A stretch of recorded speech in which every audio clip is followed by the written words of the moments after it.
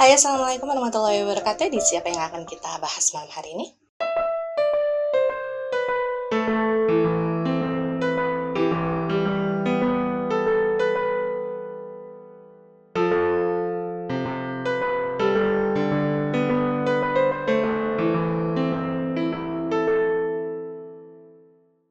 Ya, malam hari ini kita akan masuk lagi ke dalam edisi rekam misteri, dan kisah yang akan kita dengarkan bersama merupakan kiriman dari salah satu teman kita, sebut saja namanya adalah Lydia. Dan seperti biasa, sebelum memulai, disclaimer dulu bagi kalian yang mungkin baru pertama kali menonton channel YouTube ini, bahwasanya edisi rekam misteri merupakan edisi di mana kita akan sama-sama mendengarkan kisah dari teman-teman kita di luar sana yang mereka kirimkan melalui email yang ada di description box. Mengenai nanti kalian akan percaya atau tidak dengan kisah mereka, itu sudah menjadi hak kalian. Yang terpenting adalah bagaimana caranya kita bisa saling menghargai dan juga bisa saling menebarkan energi yang positif. Dan karena rata-rata durasi video yang ada di YouTube saya ini panjang, jadi semisal kalian merasa cara saya membawakan cerita terlalu lambat, kalian bisa percepat saja videonya ataupun sebaliknya. Dan ini memasuki kisahnya Lydia, satu hal yang harus kalian ketahui adalah kisah ini bukan sesuatu yang dialami langsung oleh Lydia, melainkan dialami oleh pamannya yang sekarang memang sudah meninggal dunia. Kemudian kisah tersebut diteruskan kepada ibunya Lydia, kemudian belakangan barulah ibunya Lydia ini menceritakan kisah sang paman itu kepada Lydia, dan Lydia menyampaikan kepada kita. Mudah-mudahan kalian gak bingung maksud saya. Dan latar dari kejadian ini berlangsung sekitar tahun 1998,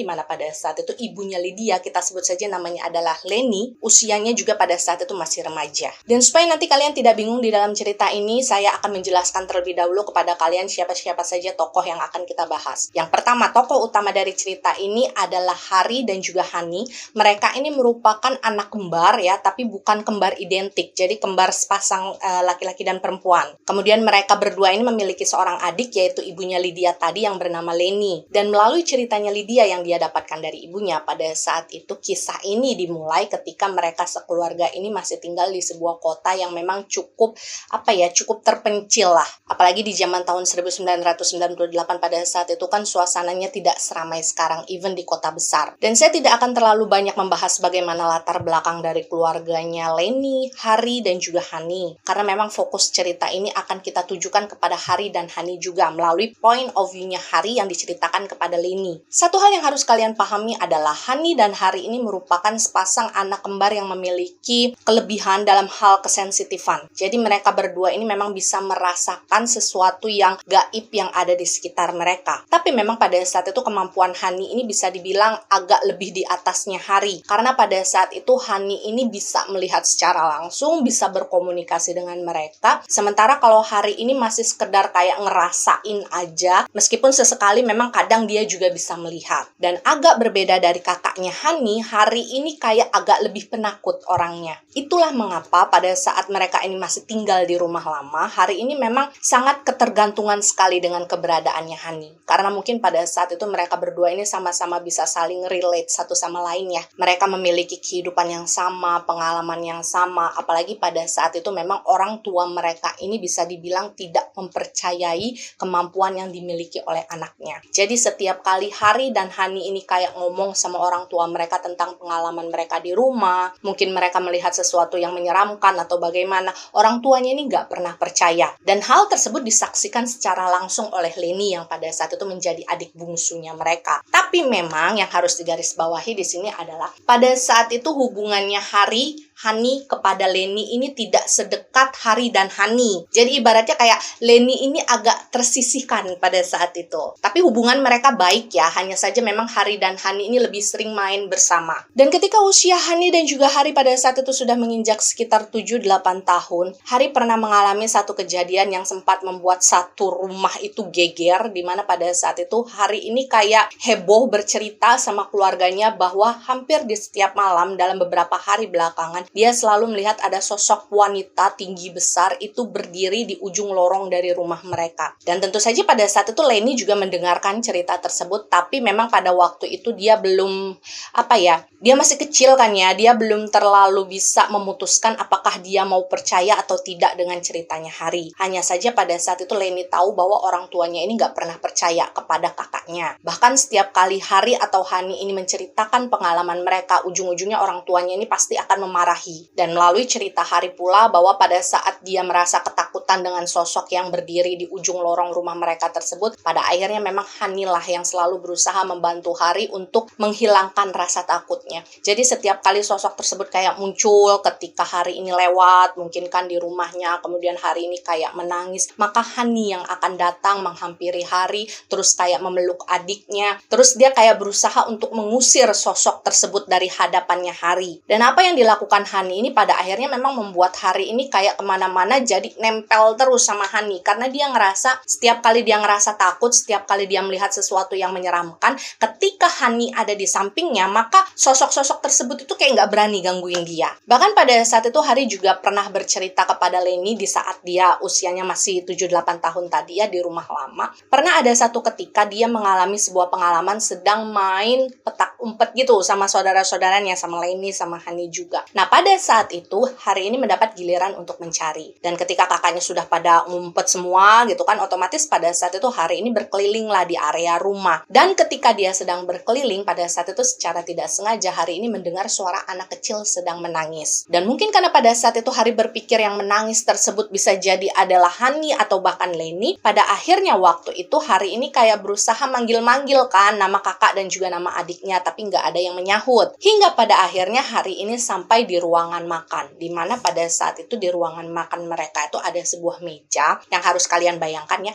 Jadi mejanya itu kayak ada taplak meja, tapi tidak menutup keseluruhan sampai bawah. Jadi kayak ada setengah dari bagian kolong meja itu yang bisa kelihatan. Nah, pada saat itulah ketika Hari berdiri di depan meja makan tersebut, dia mendengar suara tangisan anak kecil tadi dengan lebih jelas. Dan ketika kemudian Hari ini semakin mendekat, pada saat itulah Hari seperti melihat ada sepasang kaki anak kecil yang pucat sekali, itu kayak berdiri di dalam si kolongnya meja makan tadi. Dan otomatis pada saat itu Hari ini kayak diem. Dan pada saat itu logikanya Hari ini kayak sempat berjalan sebentar. Kalau misalkan pada saat itu di bawah kolong meja tadi ada kaki anak kecil, otomatis seharusnya posisi anak kecil tersebut adalah berdiri kan. Tapi yang terjadi pada saat itu adalah dia tidak melihat ada anak kecil yang berdiri, karena memang jarak antara atas sampai bawah dari kolong meja tersebut tidak terlalu tinggi. Jadi kayaknya nggak mungkin aja gitu kalau misalkan ada anak kecil yang berdiri, tapi bagian kepalanya itu nggak kejedot sama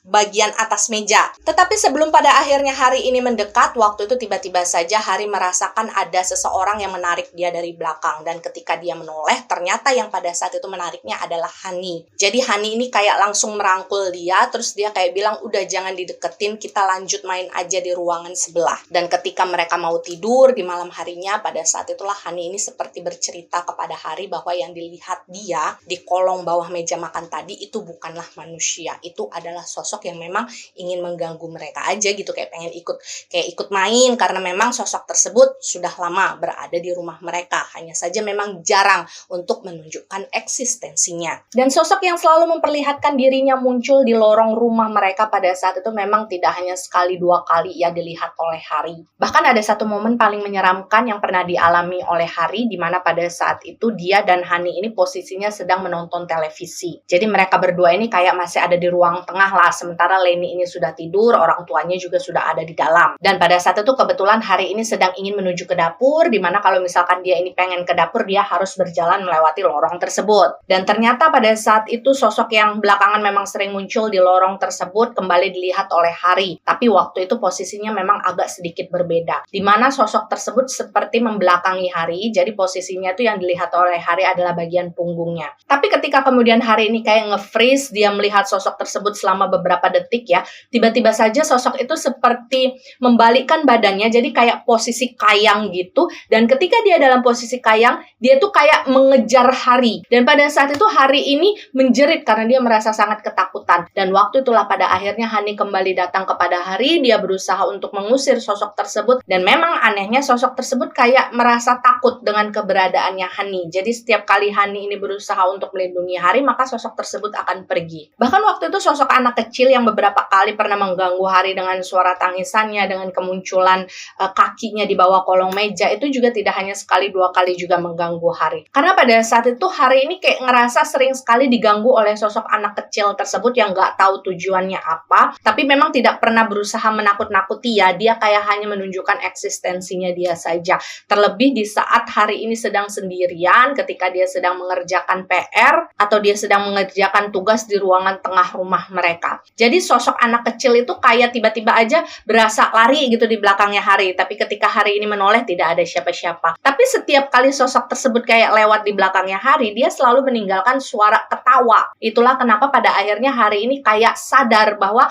sosok yang selama ini kayak sering muncul gangguin dia ketika dia lagi belajar sendirian adalah sosok yang sama. Karena memang suara tawanya itu sama. Dan memang bukan menjadi rahasia umum lagi, di mana pada saat itu seiring berjalannya waktu, ketika mereka ini lama-kelamaan tumbuh menjadi remaja, Hani ini secara kemampuan supranaturalnya gitu ya, dia semakin berkembang. Mungkin karena pada saat itu memang Hani ini cenderung ingin mempelajari segala sesuatunya, berbeda dengan Hari yang cenderung memang agak menutup diri karena dia memang merasa takut. Dan apa yang terjadi di dalam kehidupan kakak kembarnya pada saat itu ya memang disaksikan secara langsung juga oleh Leni. Tapi karena Leni mungkin merasa dia tidak memiliki vibes yang sama dengan kakaknya, makanya mereka ini jarang berinteraksi. Dan hingga pada akhirnya ketika usianya Hani dan Hari ini sekitar 15 tahun, waktu itu usianya Leni sekitar 13 tahun, pada akhirnya mereka ini pindah rumah. Jadi pada saat itu rumah lama mereka ini dijual, mereka pindah kota, dan pada saat itu mereka tinggal di sebuah rumah yang sudah jadi ya, jadi mereka beli rumah kayak rumah bekas gitu, di salah satu wilayah, di mana di bagian belakang dari rumah tersebut itu kayak masih rawa-rawa semi hutan. Jadi kalian bayangin ya, di bagian belakang rumahnya itu kayak masih banyak pepohonan. Kemudian kalau kita masuk agak ke dalam lagi itu kayak ada semacam rawa-rawa yang memang sama sekali tidak dimanfaatkan. Jadi memang kelihatannya itu kayak agak berantakan. Bahkan air dari rawa-rawa tersebut pun kelihatan agak menghijau. Jadi bukan rawa yang bening, bukan rawa yang bagus. Dan di titik ini Hari sempat bercerita kepada Leni bahwa gini, segala sesuatu yang mereka alami kemudian di rumah baru itu sebenarnya tidak terlalu jauh dengan apa yang mereka alami di rumah lama. Jadi ya kayak penampakan, satu dua makhluk yang tiba-tiba saja muncul memperhatikan mereka. Maksudnya kayak mungkin mereka merasa orang baru nih di sini gitu kan. Tapi pada saat itu kalau Hari sendiri merasa tidak ada yang perlu terlalu ditakutkan sosoknya, tidak seperti yang berada di rumah lama mereka. Karena memang pada saat itu sosok-sosok yang datang dan pergi yang mereka lihat, yang mereka rasakan itu sekedar kayak menyapa mereka saja, kayak sekedar pengen tahu aja. Jadi nggak ada yang menetap, tidak ada yang mengganggu. Itulah mengapa memang pada akhirnya Hari ini tidak lagi menjadi sosok yang terlalu penakut seperti dulu. Tapi memang hubungan dia dan juga Hani ini masih sama dekatnya. Bahkan pada saat itu Hani dan Hari ini tetap memutuskan untuk tidur di dalam kamar yang sama. Jadi satu kamar tapi dua ranjang yang berbeda. Hani di sebelah sini, Hari di sebelah sini. Dan di bagian tengah-tengah dari kamar mereka itu ada sebuah jendela. Saya sedang berusaha untuk open visa kepada kalian. Kalau kalian bisa menangkap resonansinya, berarti kalian bisa untuk membayangkan ya. Karena memang ketika mereka ini masih tinggal di rumah lama, mereka juga tidur di dalam satu kamar. Saking mereka dekatnya, saking mereka ini nggak mau dipisah. Terutama Hari ya, karena memang pada saat itu dia ini kayak lebih bisa merasa aman ketika sedang berada bersama Hani. Pendek juga deh guys ceritanya, nggak apa-apa ya.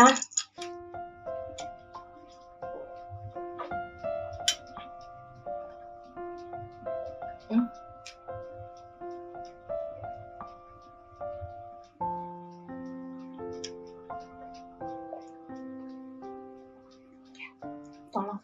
Hingga pada akhirnya berjalan mungkin sudah beberapa bulan ketika mereka tinggal di rumah tersebut, Hari ini seperti mulai merasakan ada sesuatu yang berbeda dari sosoknya Hani. Jadi Hani ini seperti memiliki sebuah kebiasaan baru. Jadi dari apa yang dilihat secara langsung oleh Hari waktu itu, beberapa waktu setelah melewati jam dini hari, nggak setiap hari tapi sering. Hari ini akan melihat Hani seperti bangun dari tempat tidurnya, kemudian dia ini kayak berjalan menuju jendela. Waktu itu Hari kayak belum tahu apa sih sebetulnya yang dilakukan oleh Hani ketika dia berdiri di depan jendela tersebut. Karena yang dilihat oleh Hari pada saat itu adalah Hani kayak baru sekedar berdiri saja di depan jendela, kemudian kayak membuka tirai dari jendela itu sebentar dan dia kayak diam. Jadi pada saat itu Hari kayak berpikir aja gitu di dalam hatinya, oh mungkin dia sedang melihat sesuatu seperti biasanya. Jadi waktu itu hari ini kayak nggak terlalu ambil pusing, dia kayak balik tidur lagi. Dan yang harus kalian pahami, karena memang pada saat itu mereka posisinya satu kamar kan, meskipun berbeda ranjang,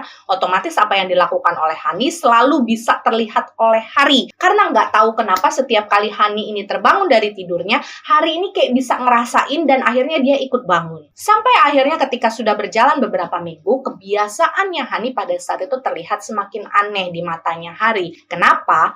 Karena pada saat itu setiap kali Hari ini memergoki kakaknya sedang berdiri di depan jendela, waktu itu Hani bukan hanya sekedar kayak cuma berdiri diam menatap keluar jendela. Tapi pada saat itu Hani ini sudah mulai seperti sedang bicara dengan sesuatu yang ada di luar jendela. Jadi kadang-kadang Hani ini kayak menganggukkan kepala, kemudian dia kayak senyum, kemudian dia kayak merespon gitu sesuatu yang mengajak dia bicara. Dan tentu saja hal tersebut membuat Hari ini kayak ngerasa bingung kan, sebab waktu itu dia tidak bisa melihat apa yang sedang diajak bicara oleh Hani. Karena seperti yang saya bilang di awal, Hari ini agak berbeda dari Hani. Dia memang bisa melihat, tapi kadang-kadang dia hanya lebih bisa merasakan saja sesuatu yang aneh di sekitarnya dia. Dan pada saat itu Hari memang tidak berani menanyakan secara langsung kepada kakaknya apa sih sebetulnya yang dilakukan oleh Hani di jendela hampir setiap malam setelah jam dini hari. Karena pada saat itu Hari ini kayak mikir kakak dia kan memang sudah terbiasa lah berkomunikasi dengan hal-hal gaib yang ada di sekitar mereka. Jadi Hari kayak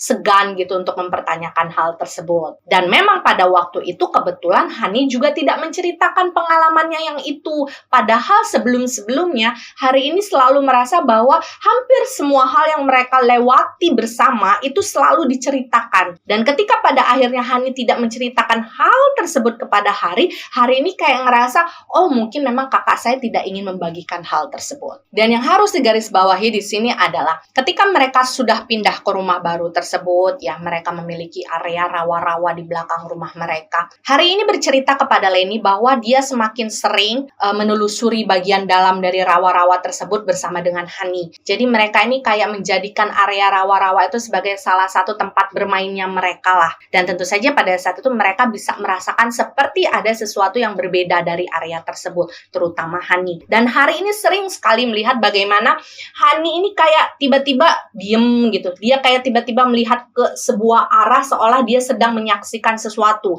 Tapi pada saat itu Hari tidak bisa menyaksikan. Dan Hani lagi-lagi tidak membagikan pengalamannya tersebut kepada Hari. Dan memang seiring berjalannya waktu menurut Hari sendiri, pada akhirnya Hani ini kayak merasa kurang betah di rumah. Karena memang dia dan orang tuanya itu lebih sering bertengkar gara-gara kemampuannya Hani. Karena kadang Hani ini kayak tanpa sadar membicarakan apa yang dia lihat, apa yang dia alami kepada orang tuanya. Sedangkan pada saat itu orang tuanya ini kayak tidak pernah menanggapi hal tersebut dengan serius. Jadi kayak seolah-olah mereka ini nyuruh udah deh stop ngomong-ngomongin yang kayak gitu, karena hal kayak gitu tuh nggak ada. Dan mungkin sebagai seorang anak remaja yang sedang memasuki masa-masa di mana dia ingin mengenal jati diri dia lebih jauh, yang seharusnya bisa didampingi oleh orang-orang yang dia sayangi kan, untuk menemani dia mencari jati diri tersebut. Pada akhirnya mungkin Hani ini merasa bahwa oh saya nggak punya orang-orang yang bisa membuat saya merasa aman, yang bisa membuat saya merasa nyaman di rumah saya sendiri. Bahkan saya tidak dipercaya oleh orang-orang yang seharusnya mempercayai saya.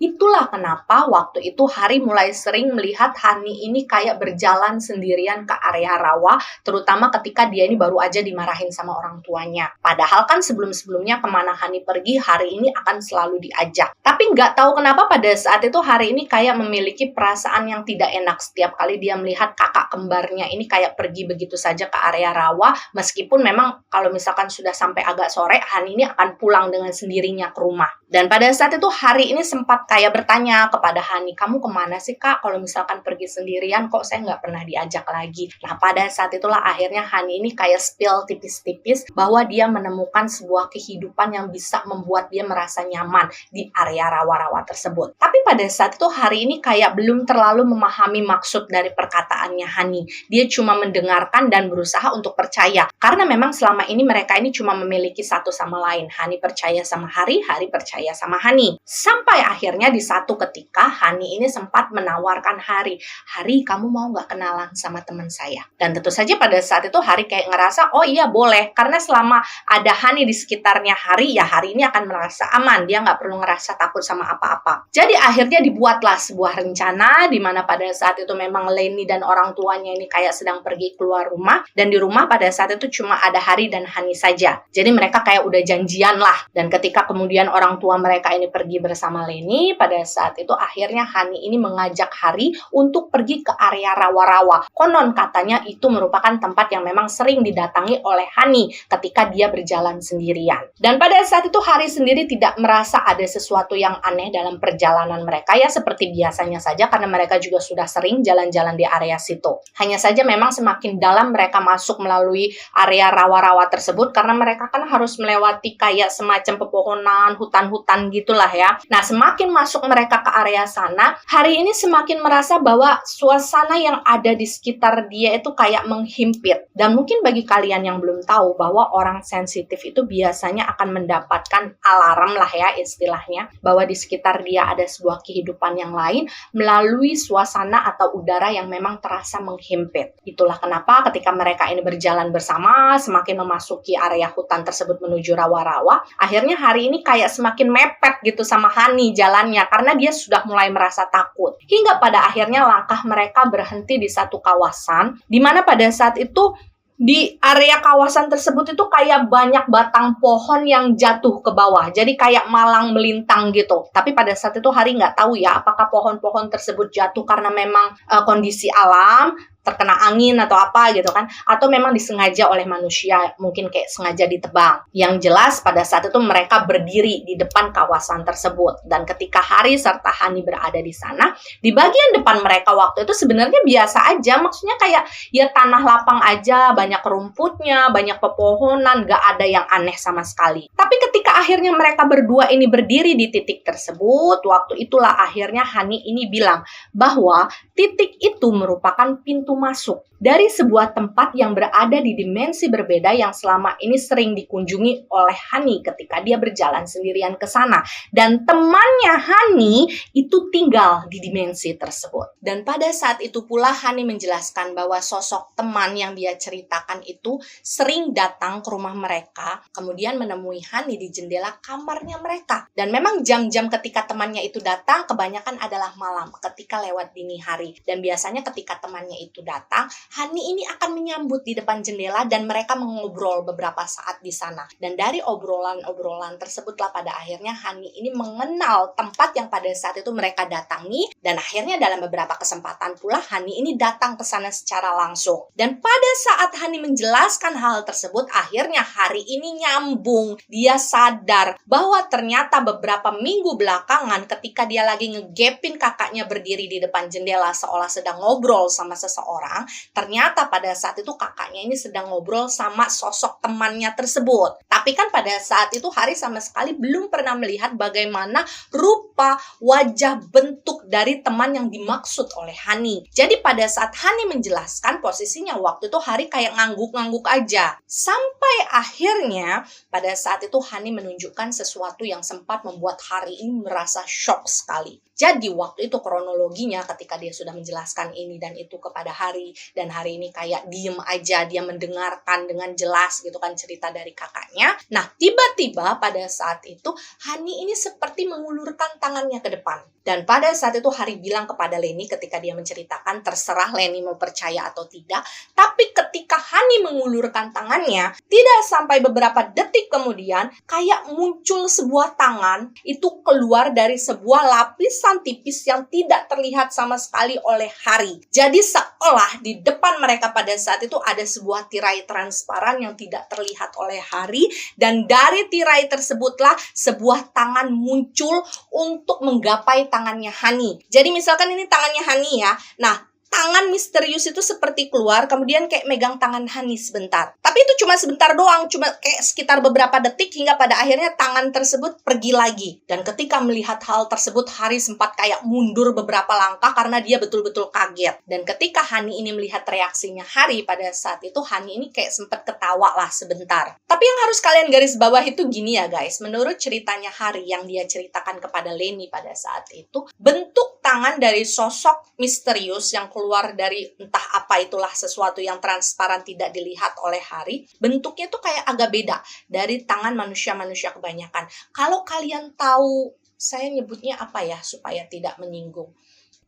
Kita sebut, kalian mungkin pernah nonton film yang ada kurcacinya di dalam film tersebut. Kalian bisa ngebayangin ya, jadi mukanya tua tapi badannya itu kecil. Kemudian bagian tangannya juga kayak agak pendek-pendek, terus kayak agak keriput. Nah, kurang lebih bentuk tangan yang dilihat oleh Hari pada waktu itu adalah seperti itu. Itulah kenapa pada akhirnya Hari ini kayak agak kaget, dia sampai mundur. Tapi sayangnya pada saat itu sama sekali tidak pernah dibayangkan oleh Hari sebelumnya ya. Ketika kejadian tersebut sudah lewat beberapa saat, Hani juga mungkin sudah melihat kondisi Hari jauh lebih tenang daripada sebelumnya. Hari juga sudah mulai mendekat lagi ke arah Hani kan. Mereka sudah berdiri bersebelahan. Pada saat itulah akhirnya Hani bilang bahwa sepertinya dia kepengen ikut sama temennya tadi untuk tinggal di dimensinya mereka. Karena pada saat itu Hani bilang dia merasa dia jauh lebih nyaman, dia jauh lebih betah untuk tinggal di sana. Karena menurut Hani, orang-orang yang ada di sana itu jauh bisa lebih menghargai dia dan kemampuannya dia ketimbang orang-orang yang ada di rumahnya sendiri. Jadi pada saat itu Hani sudah memutuskan bahwa dia pengen tinggal di tempat tersebut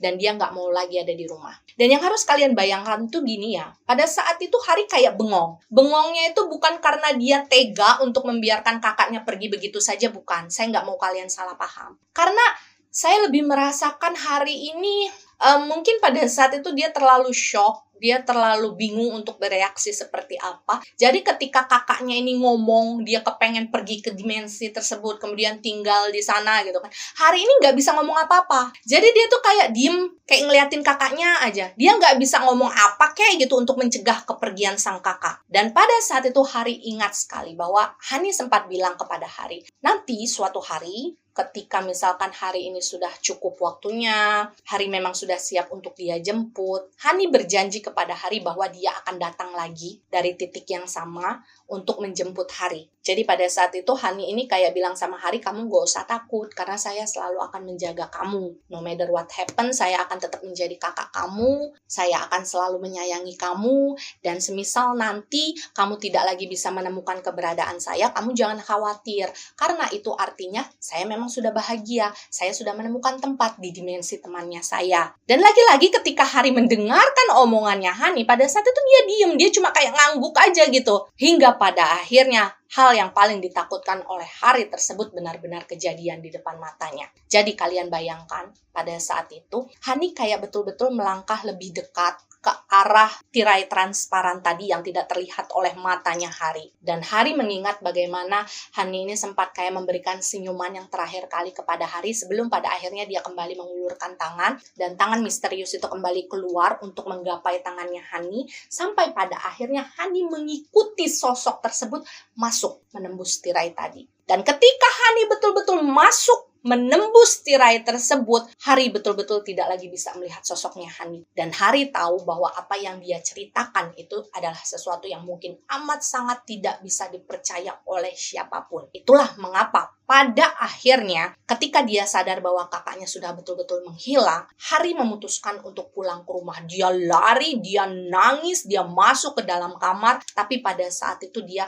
memutuskan di dalam hati bahwa dia nggak mau cerita apa-apa sama siapapun. Karena pada saat itu dia tahu orang-orang nggak akan ada yang percaya sama dia, orang-orang bahkan mungkin akan menuduh dia yang macem-macem. Jadi meskipun pada saat itu dia merasa sangat sedih, dia merasa sangat takut, dia merasa sangat bingung, Hari ini memutuskan untuk meng-keep semuanya di dalam dirinya dia. Dan yang harus kalian bayangkan ketika pada akhirnya Hani ini hilang dari keluarganya, tentu saja pada saat itu sempat diadakan proses kayak pencarian ke sana kemari, masuk keluar hutan, orang nyari di rawa-rawa, pokoknya dimanapun itulah di sekitar rumah mereka, bahkan sampai ke sudut kota tempat di mana mereka tinggal. Tapi memang pada saat itu Hani betul-betul tidak bisa ditemukan. Dia sama sekali tidak meninggalkan jejak. Dan mungkin setelah melewati beberapa minggu kan, Hani ini tidak juga ditemukan, tidak ada hasil apa-apa. Pada akhirnya memang pencarian tersebut diputuskan untuk diberhentikan. Jadi mungkin pada saat itu kasusnya Hani ini kayak ditutup begitu saja. Jadi orang-orang yang pada saat itu ada di sekitar lingkungannya Hani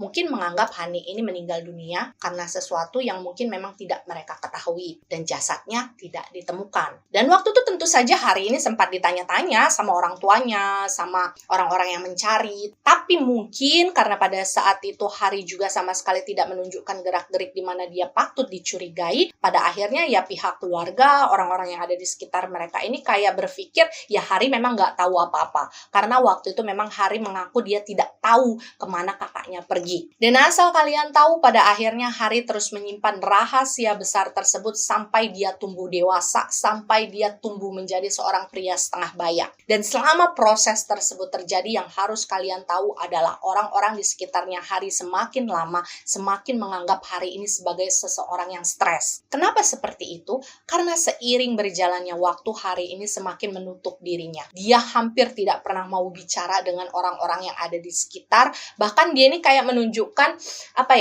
gerak-gerik, merasa terganggu ketika ada orang lain di sekitarnya dia. Jadi dia ini kayak lebih sering mengurung diri dia di dalam kamar. Bahkan ketika sampai kemudian orang tuanya mereka ini meninggal dunia gitu. Pada akhirnya Hari memutuskan untuk tetap tinggal di rumah tersebut, di rumah area rawa tadi ya. Meskipun sebenarnya waktu itu Leni sudah menawarkan Hari untuk tinggal bersama dia saja. Maksudnya supaya Hari ini tidak sendirian. Tapi Hari menolak. Jadi pada saat itu Hari betul-betul menghabiskan waktunya dia, hidupnya dia di rumah tersebut. Jadi dia tidak menikah sama sekali, kemudian mata pencaharian dia sehari-hari untuk memenuhi kehidupan dia adalah dengan membuat kayak semacam meja, kursi gitu, yang kemudian dia jual. Dan sebetulnya pada saat itu Leni tidak merasa curiga sama sekali tentang kehidupan kakaknya. Dia nggak pernah kepikiran kalau kakaknya pernah menyimpan rahasia tentang kakak pertama mereka, yaitu Hani. Sampai pada akhirnya ketika usianya Hari ini sudah sekitar 45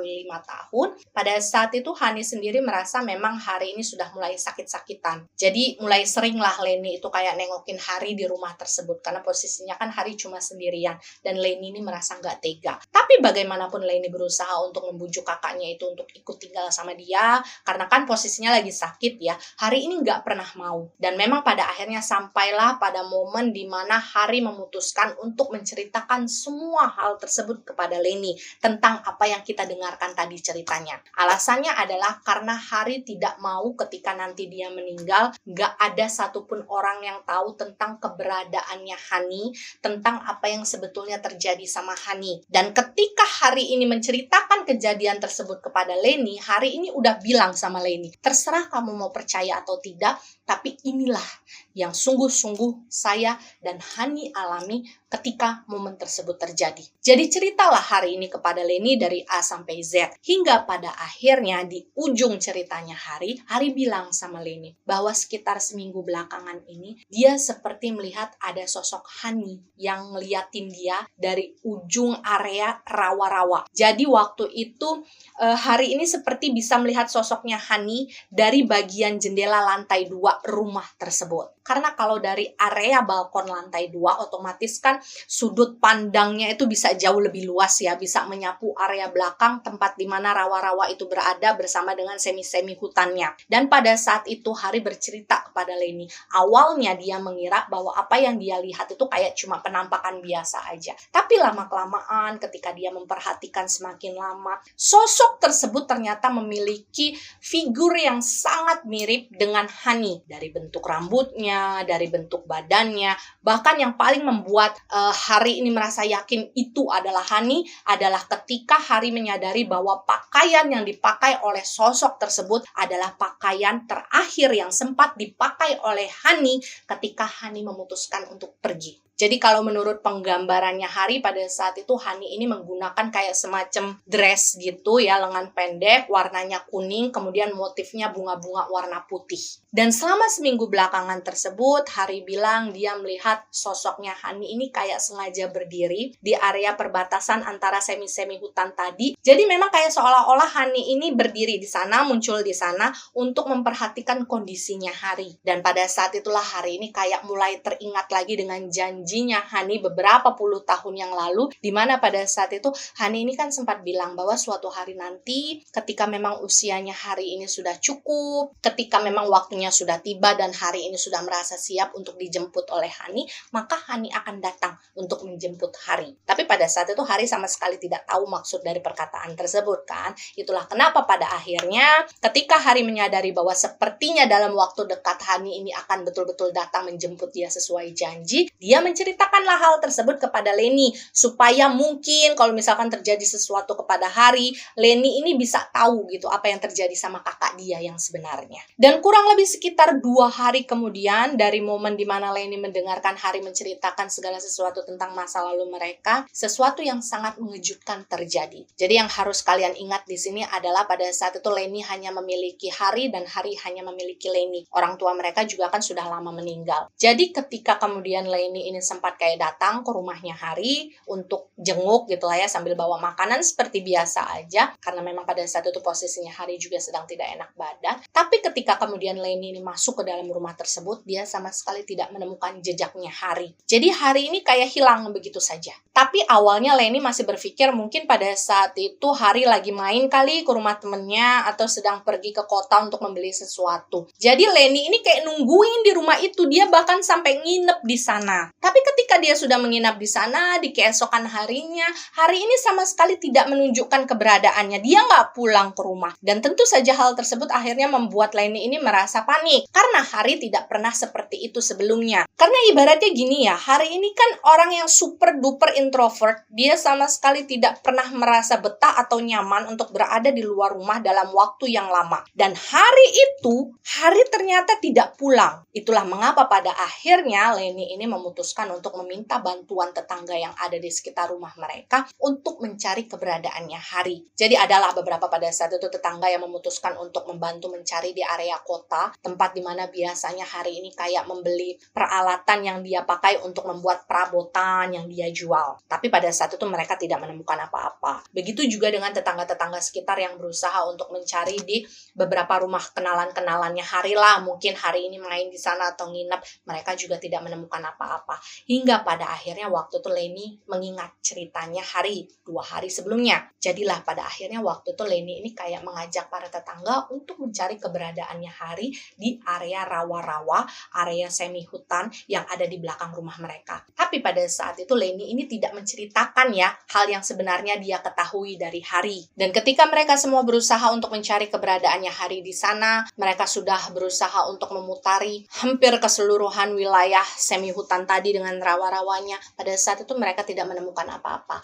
Hanya saja kemudian ada salah seorang tetangga yang menemukan sepatu milik Hari yang biasa dia gunakan sehari-hari. Jadi kayak sebelah sepatunya gitu. Itu kayak ketinggalan di salah satu sudut rawa. Jadi pada saat itu para tetangga ini kayak berusaha untuk lebih mencari dong di area situ. Tapi ternyata tetap tidak ditemukan sosoknya Hari. Jadi pada saat itu yang berhasil ditemukan oleh mereka ya hanyalah sebelah dari sepatunya Hari. Dan setelah itu Leni juga tidak pernah tahu Hari kemana karena memang Hari sama sekali tidak meninggalkan jejak. Dan sama seperti nasibnya Hani beberapa puluh tahun sebelumnya, pada akhirnya pencarian Hari ini diberhentikan dan orang-orang pada akhirnya menyimpulkan bahwa mungkin terjadi sesuatu kepada Hari yang tidak mereka ketahui, yang pada akhirnya mungkin membuat Hari ini meninggal dunia atau menghilang sampai pada akhirnya jasadnya memang tidak bisa ditemukan. Dan gak tahu kenapa ya, ini mah perasaannya Leni aja pada saat itu, meskipun para tetangga atau orang-orang yang berusaha mencari keberadaannya Hari ini tidak mengatakan apa-apa, tapi Leni bisa merasakan bahwa sebagian dari mereka itu kayak mengerti sebetulnya Hari ini kemana.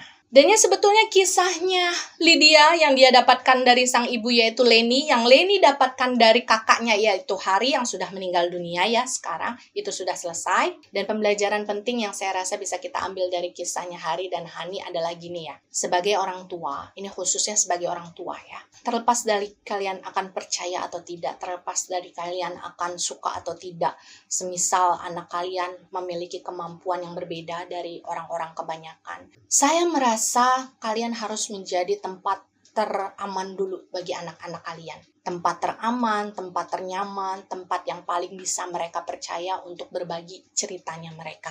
Karena yang namanya anak guys, mereka itu gak akan bisa nyari tempat lain untuk bergantung, untuk bisa menemukan kenyamanan kalau bukan dari orang tua mereka sendiri. Dan mirisnya adalah ketika mereka tidak bisa mendapatkan situasi tersebut dari rumah mereka, dari orang tua mereka, maka mereka ini akan berusaha untuk mencari situasi yang sama tapi dari tempat yang berbeda. Dan contoh yang paling dekat adalah kisahnya Hani dan juga Hari, di mana ketika mereka ini merasa mereka tidak dipercaya oleh keluarga mereka sendiri, di mana mereka ini tidak merasa aman dan nyaman di lingkungan mereka sendiri. Pada akhirnya Hani menemukan sesuatu yang menurut dia bisa memberikan sisi nyaman tersebut untuk dia. Meskipun mungkin bagi orang itu tidak masuk akal. Dan kita jangan lupa bahwa anak-anak, apalagi anak-anak yang sudah menjelang remaja ya, pemikiran mereka itu super nekat. Mereka kayak tidak lagi memikirkan konsekuensi apa yang akan terjadi di depan. Ketika mereka merasa saya ingin melakukan hal tersebut dan tidak ada yang berusaha untuk membatasi, untuk memberikan pengertian, ya mereka akan melakukan hal tersebut begitu saja. Dan hal ini tidak hanya terlepas bagi orang tua ya, bagi kita sebagai orang dewasa juga. Kalau kita punya teman, kalau kita punya keluarga, kerabat, kita harus bisa mencoba untuk menjadi seorang pendengar yang baik. Sekali lagi, terlepas kalian mau percaya atau tidak dengan kisahnya mereka. Karena terkadang guys, kita nggak pernah sadar. Kepedulian yang kita berikan kepada seseorang yang sedang membutuhkan, itu kadang nilainya sangatlah besar. Kalian pernah ngebayangin nggak ada orang yang hampir gitu, kemudian dia mendengarkan nasihat kita, kemudian dia kayak merasa ditemani oleh kita, tiba-tiba saja niat dia untuk mengakhiri hidupnya, itu bisa dia gagalkan. Sepenting itu loh nilai sosial yang ada di dalam kehidupan kita sehari-hari sebenarnya. Tapi mungkin sekarang seiring berjalannya waktu, seiring berjalannya manusia kayak tumbuh dengan hidup mereka masing-masing, nilai tersebut seperti tidak disadari. Dan saya sih kepengennya, berharapnya ya, kalian yang mendengarkan kisah saya bisa belajar untuk lebih simpati sama orang, empati sama orang, untuk bisa lebih membuka diri kalian berbuat baik kepada orang. Kita belajar untuk bisa mengerti orang lain. Jangan kita sendiri yang mau dimengerti oleh orang lain. Dan saya yakin beberapa di antara kalian pasti akan ada yang bertanya-tanya, sebetulnya apa yang terjadi kepada Hani dan juga Hari. Saya tidak bisa menjelaskan secara gamblang, jujur saja ya. Ini adalah sesuatu yang sudah saya bahas bersama Abang. Itulah kenapa saya memilih kisah ini, karena kisah ini cukup menarik dan cukup unik. Tapi karena keterbatasan dari seseorang seperti saya yang tidak bisa menceritakan segala sesuatunya kepada kalian semua, saya cuma ingin mengatakan bahwa titik-titik tempat yang ditemukan oleh Hani itu memang banyak. Dan tempat-tempat seperti itu tidak akan pernah ada di dalam map. Tidak akan pernah ada di dalam peta. Sekalipun misalkan kalian pernah menemukan tempat itu sekali, katakanlah ya, tapi belum tentu di kesempatan-kesempatan selanjutnya kalian bisa menemukan tempat tersebut. Tapi dalam kasusnya Hani, kenapa dia bisa menemukan tempat tersebut lagi dan lagi, even dia membawa adiknya ke sana, adalah karena memang pada saat itu temannya Hani tadi memang mungkin sudah nandain Hani lah gitu, supaya Hani ini memang mau ikut sama dia. Itulah kenapa dia terus-menerus muncul di sana. Dan kalau kalian bertanya-tanya, apa yang kemudian terjadi kepada Hani ketika dia berpindah dimensi? Apakah dia tetap menjalani kehidupannya di sana?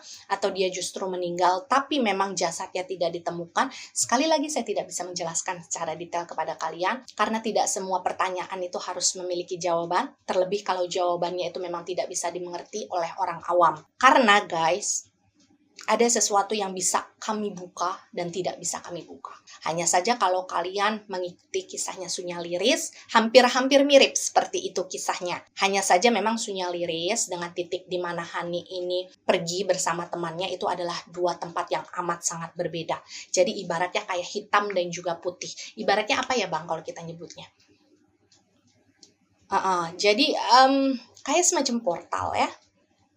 Ya, tempat yang Hani lewati pada saat itu mungkin bisa disebut sebagai portal. Dan dia memang menggunakan portal tersebut untuk berpindah bersama temannya. Lalu apa yang kemudian terjadi kepada Hari? Saya tidak bisa melihat secara detail karena memang Hari ini jejaknya kayak menghilang begitu saja ya Bang. Jadi kayak dia tidak tertracking, dia tidak terbaca. Itulah kenapa mungkin pada akhirnya saya menyimpulkan mungkin betul bahwa dia ikut pergi ke dimensi tersebut. Terlepas apakah pada akhirnya dia meninggal atau tidak. Terlepas apakah pada saat itu Hani betul-betul menjemput dia atau tidak. Jadi memang hanya sebatas itu saja yang bisa saya informasikan kepada kalian bahwa titik-titik seperti itu memang ada dan titik-titik seperti itu terkadang ditemukan oleh manusia seperti kita, kadang dalam situasi yang memang sengaja, kadang dalam situasi yang tidak sengaja. Itulah kenapa saya mau nasehatin kalian, kalau kalian sendiri, gak usahlah kalian pergi ke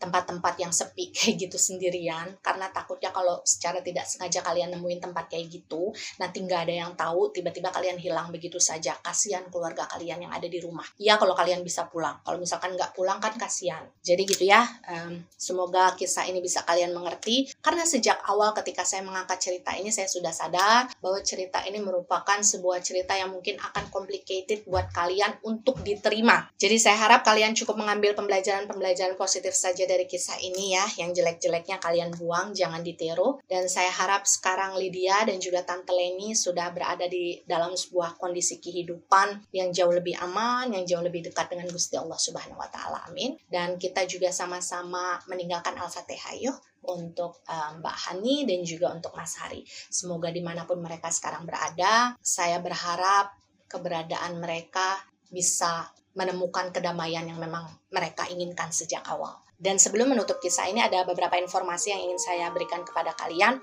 Terserah kalian mau skip atau enggak, tapi ini penting ya. Bahwa ada beberapa di antara kalian yang masih bertanya-tanya tentang bagaimana kelanjutan kisah Sunya Liris yang sempat saya kirimkan ke beberapa podcast-podcast besar. Kemudian tentang kelanjutan kisah Lin yang konon katanya sempat dikontrak oleh sebuah rumah produksi. Saya akan memberikan jawabannya di sini. Yang pertama, mengenai kisah Sunya Liris, saya yang menolak beberapa tawaran dari podcast yang memang sudah saya kirimi ceritanya. Kenapa? Yang pertama, jujur saya kecewa. Saya tidak akan menyebutkan namanya ya, tapi jujur saya kecewa karena memang beberapa di antara podcast besar tersebut meminta saya untuk menghilangkan sosok Mbah dan juga Kawi dari kisah Sunya Liris. Jadi kisah Sunya Liris ini harus dirombak menurut mereka supaya nanti kisah Sunya Liris ini lebih bisa diterima dan dipercaya oleh penonton. Dan saya tidak mau, karena bagi saya kisah Sunya Liris ya memang ada Mbah dan juga ada Kawi di dalamnya.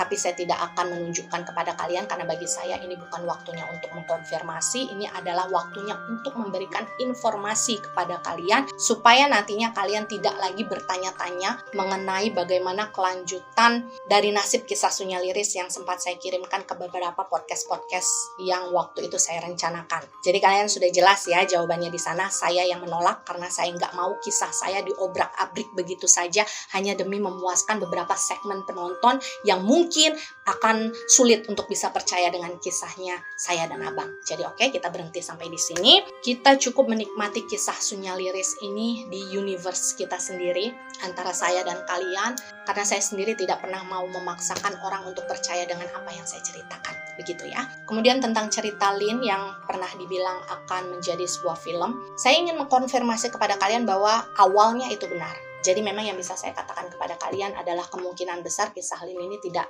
jadi untuk dibuat film. Dan saya minta kalian nggak perlu berpikir yang macem-macem, karena saya percaya apa yang terbaik untuk kita akan didekatkan oleh Tuhan kepada kita, dan apa yang dijauhkan oleh Tuhan dari kita ya mungkin itulah hal yang terbaik menurut Tuhan bagi kita. Jadi kita nggak perlu terlalu ngoyo, kita nggak perlu terlalu gimana-gimana ya guys. Jadi saya harap sampai di titik ini kalian nggak perlu lagi menanyakan 2 poin tadi, entah itu di comment section atau di dalam DM-nya saya. Dan disclaimer dulu, saya sama sekali tidak menyudutkan pihak siapapun, saya tidak menyalahkan pihak siapapun, karena setiap orang berhak untuk menentukan apa yang ingin mereka tayangkan dan apa yang tidak ingin mereka tayangkan. Begitu juga saya yang merasa berhak untuk memberikan keputusan apakah cerita saya bersedia untuk diobrak-abrik atau tidak. Dan yang percaya atau tidak itu adalah hak kalian sebagai penonton setia. Jika kalian percaya dengan kisah ini, maka jadikan kisah ini sebagai pembelajaran. Jika kalian tidak percaya, ya cukup jadikan kisah ini sebagai dongeng malam biasa. Terima kasih bagi kalian yang sudah subscribe. Jangan lupa di like, di komen, dan di share supaya teman-teman kalian bisa ikut menonton video ini. Sampai jumpa di video-video berikutnya. Jaga kesehatan kalian guys. Wassalamualaikum warahmatullahi wabarakatuh. See you di next video.